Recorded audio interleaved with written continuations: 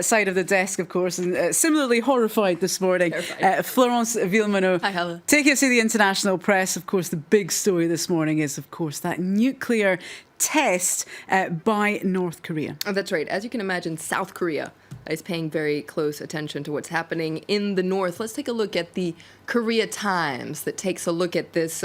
North Korea conducts its fifth nuclear test. In this article, quotes Seoul's Joint Chief of Staff saying, "We estimate the North carried out the biggest ever test that reached 10 kilotons." Now, for comparison, the Hiroshima bomb had 16 kilotons. So you can see it's quite a massive explosion there. Indeed. Well, this is coming as Pyongyang celebrates its 68th anniversary of the regime. That's right. A new year and a new set of rules. You can read about it in The Independent today. North Korea bans sarcasm, and this is not a joke.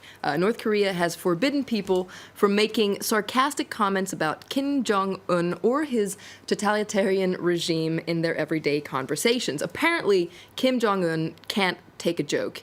He is reportedly afraid that people only agree with him ironically.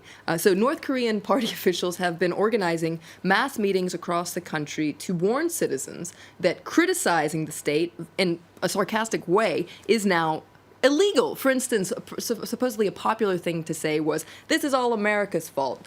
And that is now something you're not allowed to say. So now, no sarcasm, and I'm sure that is a very good idea. That's bad news for legions of North Korean stand-up artists. So let's move on to another story that's been getting attention in the international press. Israeli and Palestinian leaders are set to hold an official meeting for the first time in 6 years. That's right. First time in 6 years. It's on the front page of the Jerusalem Post today. So Benjamin Netanyahu and Mahmoud Abbas, they're going to hold this meeting in Moscow. And the Jerusalem Post says that it seems like the Middle East diplomatic process is moving north under the watchful eye of the Russian President Vladimir Putin. Now, this meeting comes as Israeli researchers have revealed a scoop, and you can read about it in Libération. It's quite incredible. They say that Soviet-era documents show that in the 1980s, the Palestinian president, Mahmoud Abbas, was a spy for the KGB. Now, remember, that is the now-defunct intelligence agency where Putin once served. Now, this is impossible to fact-check, according to Libération, and if you look at several Arabic language papers, they say that it's just completely false. Let's take a look at Al-Quds. That's a pan-Arab paper based in London. They say, look, this is just an Israeli smear campaign aimed at derailing Russian efforts to revive peace negotiations that, remember, collapsed in 2014. And yes, Mahmoud Abbas might have received a PhD in Moscow in 1982. He certainly wasn't a spy, though, according to Al-Quds. Let's move on to another story, Flo. It's been getting a lot of tension in the US. Native Americans in North Dakota have been staging protests over the construction of an oil pipeline that will cut through 4 states. That's right. This is really a huge story that's really gathering speed in the U.S. media. You can read about it here in The Forum. That's a local paper based in Fargo. So we're talking about 200 Native American tribes. This is the largest gathering of Native Americans in over a century, and they say that this pipeline was approved without the proper permits, without consulting the tribe, ignoring the land's historical and cultural significance, and they also say that it will threaten water quality in the area. Now, clashes with authorities have gotten so tense that you can see here in this article, the North Dakota governor has called in the National Guard. Now, a judge that has been hearing arguments from both sides is set to rule today.